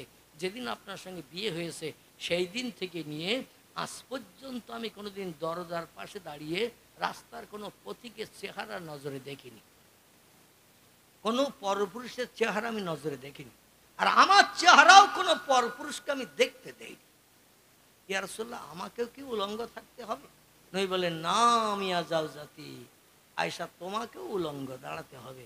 আয়েশা বলছে, কি করে লজ্জা শরম রক্ষা করব? নবী বললেন, ছোট বাচ্চারা, আয়েশা ছোট বাচ্চা দেখোনি? আয়েশা বলছে, না মিয়া যাওজি, ছোট বাচ্চা দেখেছি। নবী বলছেন, 1-1.5 বছরের বাচ্চারা 2-5 জন ছেলে মেয়ে একসঙ্গে এক জায়গায় মালা খোলা নিয়ে খেলা করে না? বাচ্চারা পানি নিয়ে, কিছু গাছের ডোকা টোকা এটা ওটা কেটে নিয়ে, কেউ রান্না করতেছে, কেউ আর পাতা নিয়ে খেতে বসেছে, রান্না হয়ে গেছে, বাচ্চারা ওরা খেলা করে না? ও খেলা করে। অধিকাংশ মেয়েও ন্যাংটো, ছেলেও ন্যাংটো, মেয়েও ন্যাংটো উলঙ্গ, ছেলেও উলঙ্গ। আচ্ছা, কেউ কারো গুপ্তাঙ্গের দিকে তাকায়? নয় ভাতের হাড়ির দিকে তাকায়, তরকারির এই পাত্রের দিকে তাকায় তাকায় না, কার পাত্রে কতটা দিয়েছে, কার কম হয়েছে, কার বেশি হয়েছে, ওই দিকে দেখে না, গুপ্তাঙ্গের দিকে দেখে। বাচ্চারা যেমন গুপ্তাঙ্গের দিকে কেউ তাকায় না, কার গুপ্তাঙ্গ কেমন কেউ দেখতেও চায় না, ওরা খেলার মালের দিকেই দেখতে পাগল। হাসরের মাঠে প্রত্যেকটি মানুষের অবস্থা হবে ওই রকম, গুপ্তাঙ্গের দিকে কেউ ফিরেও তাকাবে না, তাকানোর চিন্তাও মগজে আসবে না। সূর্যের রৌদ্রের প্রখর রৌদ্র চলবে তখন তেমন। জোরে বলুন একটু সুবহানাল্লাহ। আল্লাহ নবীকে আল্লাহ ডেকে বলবেন, হাবিব আপনি কবর থেকে উত্থাপিত হয়ে হাসরের মাঠে এসেছেন, আপনারে না বানালে কিছুই বানাতাম না। ও পয়গম্বর আপনি আগে আপনার জান্নাতে চলে যান, আপনার জন্য যে জান্নাত আমি বানিয়ে রেখেছি ওই জান্নাতে ঢুকে যান। হুর গেলে মানদেন আনন্দ ফুর্তি করেন, সুখ ভোগ করেন। আপনার জান্নাতে ঢোকার না দেখলে আমি বিচার শুরু করতে পারছি না। সব নবী আম্বিয়া উলিয়া উলিয়া গস কুতুব নকি আবদাল শহীদ সদা হাজি গাজী সুফিদার এমন করে সাধারণ মানুষ, চাষি তাঁতি কামার কুমোর সুতোর ধোপা নাপিত ডাক্তার কবিরাজ হাকিম জজ উকিল ব্যারিস্টার, এমন করে যত ধরনের মানুষ আছে সব মানুষ হাসরে দাঁড়িয়ে সূর্যের রৌদ্র পাচ্ছে। আমার হাবিব আপনি জান্নাতে চলে যান, তাড়াতাড়ি আপনার উম্মতের হিসাব নিকাশটা করি। নবী বলেন, আল্লাহ আমি যদি জান্নাতে ঢুকে যাই আমার গুনাহগার উম্মতের বিপদের পাশে দাঁড়াবে কে? ও আল্লাহ আর একটা উম্মত হাসরের মাঠে থাকতে আমি মুহাম্মদ জান্নাতের দরজা টপকিয়ে হুরগিলে মানুষের সঙ্গে চারি চক্ষের মিলন ঘটাবো না। জোরে বলুন একটু সুবহানাল্লাহ। নবী জান্নাতে যাবেন না, আল্লাহ বললেন তাহলে কাদের আর জান্নাতে দেব? আল্লাহ ডেকে বললেন, এ ফেরেশতারা ওরা কারা? সব তো উলঙ্গ, রক্ত মাখা কাপড় পরে আছে কারা? ফেরেশতারা বললেন, আল্লাহু আলাম, আল্লাহ আপনি বেশি জানেন, তবু আমাদের জিজ্ঞাসা করছেন। আমরা যে তথ্যটা জানি সেটি হলো এই, ওরা হলো শহীদান। শহীদান বিবির বিধবা বানিয়েছে, সন্তানের এতিম করেছে, ভালো মন্দ খাওয়া পরিত্যাগ করেছে, ভালোবাসার স্থানে সংসার জীবনে সুখ ভোগ করে ঘুমাতেও তারা পরিত্যাগ করে দিয়ে আপনার দিন রক্ষার জন্য, কোরআন ইজ্জত বাঁচানোর জন্য, মসজিদ রক্ষার জন্য, ইবাদতের ঘর রক্ষার জন্য জীবন উৎসর্গ করে দিয়ে বিবি বাচ্চারা বিধবা বানিয়ে সারা জীবন তাদের কাঁদিয়েছে। আল্লাহ এরা হলো শহীদান। আল্লাহ ডেকে বলে, এ ফেরেশতারা যারা দুনিয়ার সব পরিত্যাগ করি আমি আল্লাহ আমার দিন কায়েমের জন্য, আমার ইবাদতের ঘর মসজিদ রক্ষার জন্য, আমার কোরআনের মর্যাদা রক্ষার জন্য বিধর্মীর সঙ্গে লড়াই করতে যে, কোরআনের মর্যাদা রক্ষা করতে যে প্রাণ দিয়েছে, এদের হিসাব নিকাশ হবে না, এদের প্রথম জান্নাতে ঢুকিয়ে দাও। জোরে বলুন একটু নারায়ে তাকবীর। এরা ক নম্বর? আমি 4 নম্বরের কথা বলেছিলাম, মনে আছে তো? 1 নম্বর বলেছি নবীর দল, 2 নম্বর কি বলেছি? না, 2 নম্বরে কোরআনে আল্লাহ বলছেন সত্যবাদীর দল। কি বাদী? সত্যবাদী। আচ্ছা সত্যবাদীর একটা তত্ত্ব দেব না 4 নম্বরে যাব? সত্যবাদীর তত্ত্ব দিলে 4 নম্বরে দিকে আরো লেট হয়ে যাবে। হ্যাঁ লেট হবে, দেখতে দেখতে তো 12টা। সত্যবাদী বিশ্বনবীর উম্মতদের ভিতরে সব থেকে সেরা সত্যবাদীর নাম বলেন? আলহামদুলিল্লাহ, সব থেকে সেরা সত্যবাদীর নাম হলো আবু কুহাফার বেটা, নাম তার আবু বকর সিদ্দিক রাদিয়াল্লাহু আনহু। জোরে বলুন একটু সুবহানাল্লাহ। নবীজি ওনার নামের পাশে, আবু বকর নামের পাশে এই সিদ্দিক লকবটা টাইটেলটা দিয়ে দিয়েছিলেন ইসলামের শুরুয়াতের প্রথমের সময়, যখন পয়গম্বর মেরাজ থেকে মক্কা নগরীতে বসবাস করতে মেরাজ থেকে ফিরে এসেছেন। মক্কার মানুষের কাছে মেরাজের গল্প গুজব করেছেন, খুব সংক্ষেপ করে অল্প করে বলছি, অন্যদিন সময় হলে লম্বা করে বলবো। পয়গম্বর মেরাজ করে আল্লাহর সঙ্গে দিদার করে, জান্নাতি নাজনেমাত খাওয়া দাওয়া করে, জাহান্নাম দর্শন করে জিবরিলের সঙ্গে ফিরে আসলেন মক্কা নগরীতে। ভোরবেলা রাত্র দ্বীপরার পর থেকে নিয়ে ভোর পর্যন্ত এই সময়ের ভিতরে আল্লাহ পাক 27 বছর লম্বা সময়টা পার করে দিয়েছিলেন। জোরে বলুন একটু সুবহানাল্লাহ। মক্কার মানুষ ডেকে বললো, শোনো গত রাত্রে আমার জীবনে এমন একটা ঘটনা ঘটেছে। আবু জেহেল বলল, মোহাম্মদ এতদিন হাফ পাগল ছিল, হাফ ম্যাট ছিল, আজকের মোহাম্মদ বোধহয় একটু মাত্রায় বেশি খেয়েছে, মোহাম্মদ ফুল ম্যাট ফুল পাগল হয়ে গেছে, কি ভুল বকাবকি করতেছে। ওতে মক্কা থেকে নাকি এক রাত্রে সেই সিরিয়ার বাইতুল মুকাদ্দাসে গিয়েছিল, আমরা উটের পিঠে গেছি, তাই যেতে আসতে আমাদের 3 মাস সময় লেগেছে। কমাস উট দ্রুত দৌড়িয়ে চালিয়ে বাইতুল মোকাদ্দাস দেখে ফিরে আসতে আমাদের 1.5 মাস করে 3 মাস সময় লেগেছে। আর আমরা পায়ে হেঁটে গেছি, দ্রুত দৌড়িয়ে দৌড়িয়ে গেছি, 6 মাসের উপরে আমাদের বেশি সময় লেগে গেছে। আর মোহাম্মদ এক রাত্রি নাকি মক্কা থেকে সে সিরিয়ার বাইতুল মোকাদ্দাসে গেছে, আর ওখানে 2 রাকাত নামাজ পড়িয়ে 7টা আকাশ পাড়ি দিয়ে আল্লাহর কাছে নাকি গেছে। আর আল্লাহর সঙ্গে গল্প করিয়ে জান্নাত দেখে নাজ নেয়ামত খেয়ে জাহান্নাম দেখে আযাবের লোকজন দেখে আবার ভোর হওয়ার আগে বাড়ি ফিরে এসেছে। আচ্ছা ক গ্লাস না খালি এইরকম পাগলামি করে? ওরা তো মজলিসে দাঁড়িয়ে গেছে, শত্রুদলা বলে এতদিন তোমার আমরা ধরতে পারিনি, আজকে ধরতে পেরেছি। ভিতরে ভিতরে আমাদের মতো একটু একটু খেতে, তবে তোমাদের মাথা গরম হয়নি। কাল রাত্রি বোধহয় একটু আমাদের মতো বেশি বেশি খেয়ে ফেলেছো, যার কারণে মোহাম্মদ তুমি ভুল বকাবকি করছো। আর তোমার এই ভুল বকাবকি শুনতে আমরা সময় নষ্ট করবো না। ও মোহাম্মদ তুমি যে পাগল হয়ে গেছো, আর পাগল হওয়ার কারণে তুমি ভুল বকছো, তোমার কথা আর কেউ শুনবে না। নবী বলছেন, এ মক্কাবাসীরা, আমি কিছু ভুল বলছি না, সব ঠিক বলছি। বলছে তাহলে তুমি যে ভুল বলছো সেটা আমাদের দলে, তোমার দলের লোক দিয়ে আমরা প্রমাণ করব। নবী বললেন, কি প্রমাণ করবে বলো? বলে তোমার সব থেকে কাছের মানুষ যে, তোমার সব থেকে মহব্বতের মানুষ যে, তোমার সব থেকে ভক্ত যে, আমরা একটু তার কাছে যে তোমার খবরটা দেখ। সে তো আজকের মজলিসে নেই, সকালে আমরা এসেছে কিন্তু সে আসেনি। কাবা ঘরের দক্ষিণ দিকে আবু কুবাইস পাহাড়ের পশ্চিম মাথায় ছিল আবু বকর সিদ্দিকের ঘর। জোরে বলুন সুবহান। কাবা ঘরের দক্ষিণ দিকে আবু কুবাইস পাহাড়ের পশ্চিম মাথায় আবু বকর সিদ্দিকের ছিল ঘর। ওরা আবু কুবাইস পাহাড়ের পাশ দিয়ে দিয়ে আমার ভাইরা চলে গেছেন আবু বকরের ঘরের কাছে, যে বলছি, ইয়া হালাল বাইত, বাড়ি আছো নাকি? যদি বাড়ি থাকে খিরিজ বাবা কা, একটু দরজা দিয়ে বাইরে বেরিয়ে এসো। আবু বকর বলছেন, কয়েকজন মানুষের আনাগোনার আওয়াজ পাচ্ছি, আর আমার বাইরে বেরিতে বলছেন, কি খবর, একটু দরজা খুলে দেখি। দরজা খুলে এসে দেখে আবু জেহেল, আবুল আহাব, উমাইয়া বিন খালদ, সুফিয়ান ইবনে খালিদ হারবি, ওতবা, ওতাইবিয়া, শোয়াইবিয়া, ইকরামা, আবু সুফিয়ান, নাজ্জার, বড় বড় লিডার সব। আবু হচ্ছে, মা হালুকা মা করো কি আখি, কি খবর হাগা? বলছে, তোমাদের সে মোহাম্মদ ফুল ম্যাট পাগল হয়ে গেছে, খবর শুনেছ? নবী বলছে, মোহাম্মদ পাগল হয়েছে, কি বলছো তোমরা? আমার নবী তো পাগল হওয়ার লোক না। জোরে বলুন সুবহানাল্লাহ।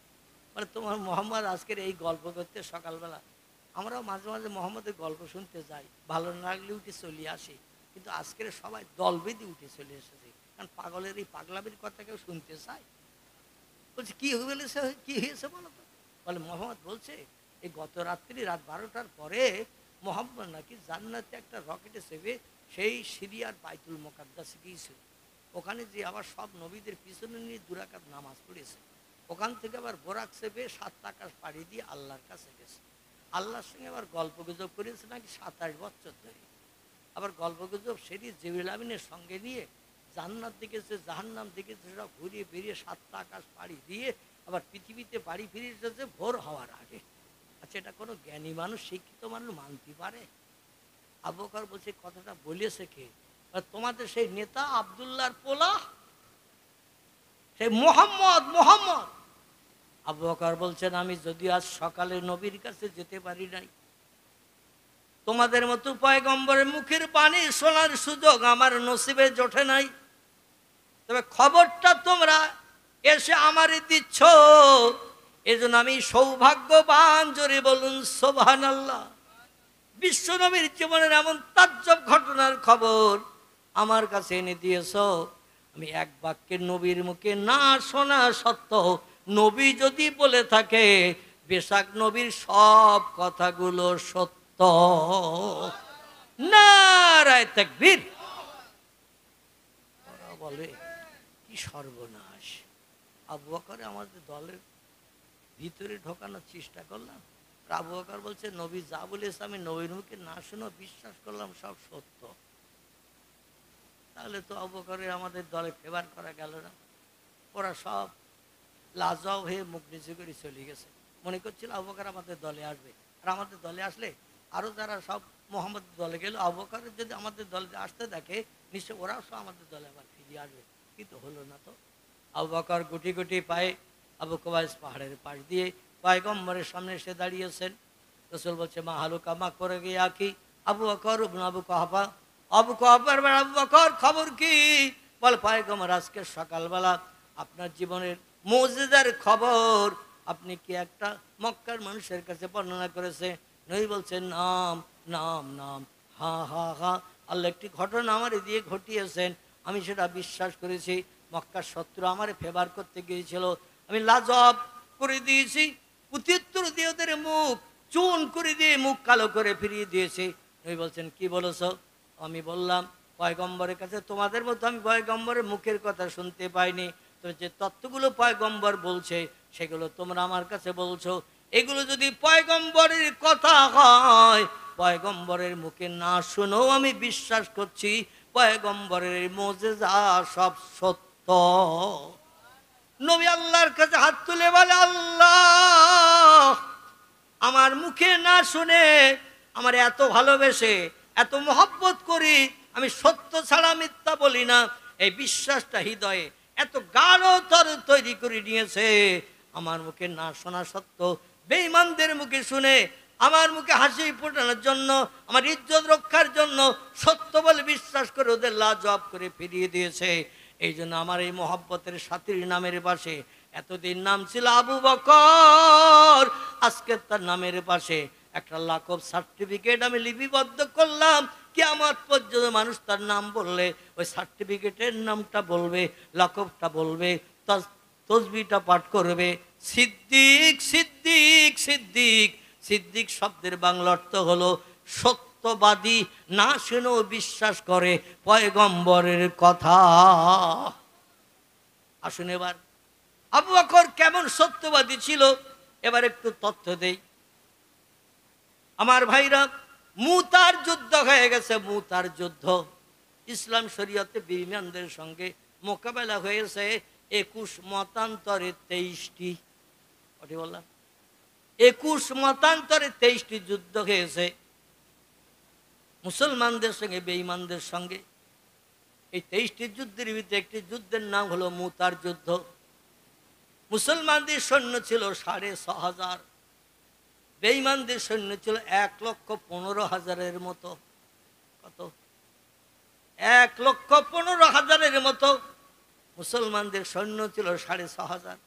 আচ্ছা, এখন বর্তমানে যদি এইরকম বিধর্মীদের সঙ্গে আমাদের মোকাবেলার কোনো পরিস্থিতি ঘটে, আমরা যদি 6,500 হই, তারা যদি 1,10,000 হয়, 15, 5,05,000 বাদ দিলাম, 1,10,000 যদি হয়, আমার বউ আমারে ডাকবে না ডাকবে না? আপনার স্ত্রী আপনারে ডাকবে না ডাকবে না? বলে যেইও না জানো, ওরা 15 গুণ, তোমরা 1 গুণ, পানির মতো গিলে খাবে, যখন তখন বিদায় করে আমারে বিধবা বানিয়ে সন্তান এতিম বানিয়ে দেবে। অত লোকের সঙ্গে লড়াই করে জয়ী হতে পারবে না। ওদের হাতে দামি দামি অগ্নিঅস্ত্র, তোমার হাতে কিছু নাই, আর তুমি ওখানে যাচ্ছ জীবন দিতে আমাদের বিধবা এতিম বানাতে, বাচ্চাগুলোর এতিম বানাতে। যেও না যেও না। যদি স্বামী না শোনে তো পায়ে জড়িয়ে ধরবে না ধরবে না, যেতে দেব না। লাথি মেরে হয়তো পায়ের থেকে ছাড়িয়ে বেরিয়ে আসা ছাড়া কোনো উপায় থাকবে না। এই রকম যুদ্ধে 6,500 মানুষ নবীর মুখে হাসি ফুটাতে, আল্লাহর দিন প্রতিষ্ঠিত করার জন্য, জান্নাতে সবার আগে ঢোকার জন্য 6,500 নবীর সাহাবী মদিনার মুসলমানেরা চলে গেছে। জোরে বলুন সুবহানাল্লাহ। যুদ্ধ শেষ হয়ে গেছে। আল্লাহ পাক বিশ্ব নবীর সঙ্গে যখন বেঈমানদের যুদ্ধ হতো, তাফসীর কারকেরা তাফসীরে পৃষ্ঠা লিপিবদ্ধ করেছেন, 5 থেকে 7টি যুদ্ধে আল্লাহ পাক নবী সাহাবী সৈন্য কম ছিল বলে আল্লাহর রহমতি ফেরেশতা হাজারে হাজার ওই যুদ্ধে পাঠিয়ে দিয়েছে। বদরের যুদ্ধে ফেরেশতা এসেছে, উহুদের যুদ্ধে ফেরেশতা এসেছে, তবুকের যুদ্ধে ফেরেশতা এসেছে, মুতার যুদ্ধে ফেরেশতা এসেছে। মুসলমান সংখ্যায় কম, ফেরেশতারা মুসলমানদের মতো সাজগোজ করে নিয়ে এরাও যুদ্ধে মোকাবেলা করে বেঈমানদের পরাজয় ঘটিয়ে যুদ্ধে মুসলমানদের কলেমার পথে উড্ডীন করে বেঈমানদের পালিয়ে যাওয়ার এমন করে দৌরাত্ম্য হাসিল করেছে। জোরে বলুন একটু সুবহানাল্লাহ। 200, 500, 1000, 2000, 5000 বেঈমান মারা গেছে। মুসলমান জনসংখ্যায় খুব কম মারা গেছে। এখন যুদ্ধ শেষ হয়ে গেছে, মুসলমানদের জয় হয়ে গেছে, মুসলমানদের জয়। 6500 মুসলমান হওয়া সত্ত্বেও, 1,15,000 মতো বিধর্মী সৈন্য হওয়া সত্ত্বেও ফেরেশতা পাঠিয়ে দিয়ে আল্লাহ ফেরেশতাদের মাধ্যম দিয়ে মুসলমানদের মুখে হাসি ফুটিয়ে যুদ্ধে জয়লাভ করিয়ে দিয়েছেন। বেঈমানেরা পালিয়ে চলে গেছে, যুদ্ধের মাঠে মালমাত্রা যা বেঈমানেরা ফেলে রেখে গেছে, মুসলমানরা সব জড়ো করে সড়ে করে নিয়ে সব মদিনা জমিনে ফিরে আসছে। এই মালগুলোকে আরবি ভাষায় গনিমাতের মাল বলা হয়। কিসের মাল? গনিমাতের মাল। এই মালগুলো সাহাবীরা সব সড়গড় করে নিয়ে এসে নবীর হাতে তুলে দেন। নবী সাহাবীদের বললেন, তোমরা কতজন বেশি আসো, যুদ্ধের মাঠ থেকে ফিরে এসেছো, কজন মারা গেছো, বিবি বাচ্চা বিধবা করেছো, আমার কাছে তালিকা দাও। এই মালগুলো আমি ভাগ বাটোয়ারা করে তোমাদের সবার মুখে হাসি ফুটাবো। জোরে বলুন সুবহানাল্লাহ। আমার ভাইরা, গনিমতের মাল নিয়ে সাহাবীরা বিশ্ব নবীর সামনে এনে রাখছেন। এমন সময় একজন বিধবা নারী, স্বামী হারা বিধবা, ঘরে থাকতে থাকতে খবর পেয়েছে মুতার যুদ্ধে তোমার স্বামী বেঈমানদের সঙ্গে মোকাবেলা করতে যে শহীদ বরণ করেছে। মেয়েটি বলে, হায় রে, বাচ্চাগুলো এতিম বানালো, আমারে বিধবা করলো, স্বামী হারা করে দিল, জীবন আর স্বামীর সঙ্গে খুশির গল্প করতে পারবো না, এক জায়গায় বসে দুটো খেতে পারবো না, এক জায়গায় এক বালিশে মাথা দিয়ে আর বিশ্রাম করতে পারবো না, জীবনের শখ শান্তির দাবি রেখে পূরণ করা আমার নসিব আর জটবে না। স্বামী বিদায় নিয়েছে, যুদ্ধের মাঠে শহীদ হয়ে গেছে। মুসলমানেরা ফিরে এসে আমারে খবর দিল, তাহলে আমি একটু যাই পয়গম্বরের কাছে, আমি প্রকৃত সত্য তত্ত্বটা পয়গম্বরের কাছে শুনবো। আমার স্বামী বেঁচে আছে না প্রকৃত মারা গেছে। সব সাহাবী এখনো তো ফেরে নাই। গনিমতের মাল নিয়ে বোঝা করে করে, কেউ কাঁধে করে, কেউ পিঠে করে, কেউ মাথায় করে নিয়ে নিয়ে নবীর কাছে জমা দিচ্ছেন। এখনো সব মাল এসে পৌঁছায় নাই। সব সাহাবী এখনো যুদ্ধের ময়দান থেকে মুতার প্রান্ত থেকে মদিনায় ফিরে আসে নাই। দেখি পয়গম্বরের কাছে যে খবর নেই, পয়গম্বর যে খবর দেবে ওটা আল্লাহ দেয়া খবর। জোরে বলুন সুবহানাল্লাহ। আর পয়গম্বর নিজের তরফ থেকে কোনো কথা বলে না, যেটা বলে আল্লাহ বলতে বললে তাই বলে। জোরে বলুন সুবহানাল্লাহ।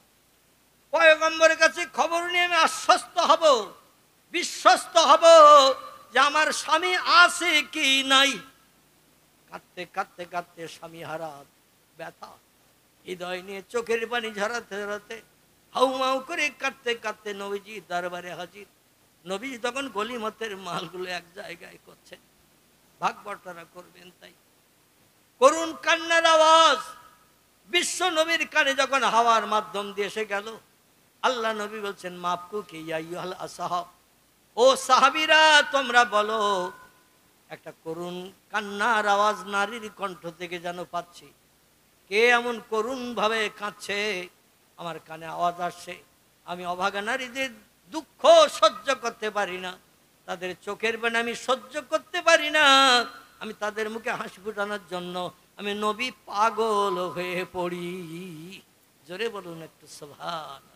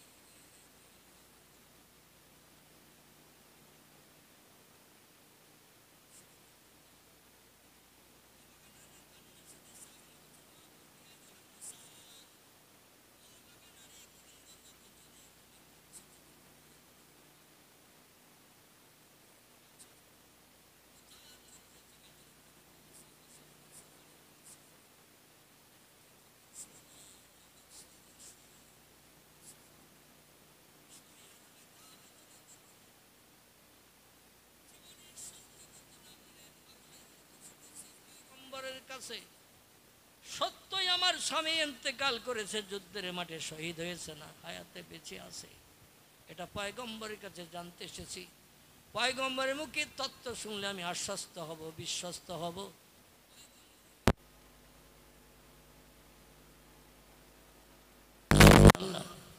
সাহাবীরা বলে, ইয়া রাসূলুল্লাহ, ওই অবাগা নারী, তার নাম এই, তার স্বামীর নাম এই, তার স্বামী নাকি ইন্তেকাল করেছে, পাড়ার লোকেরা খবর দিয়েছে, তাই কাঁদতে কাঁদতে আপনার কাছে সঠিক তথ্য জানতে এসেছে।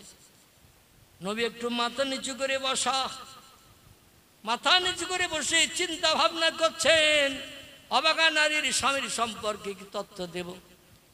জিবরিল আমিন এসে বলে, ইয়া রাসূলুল্লাহ, তথ্যটি দিয়ে দিন।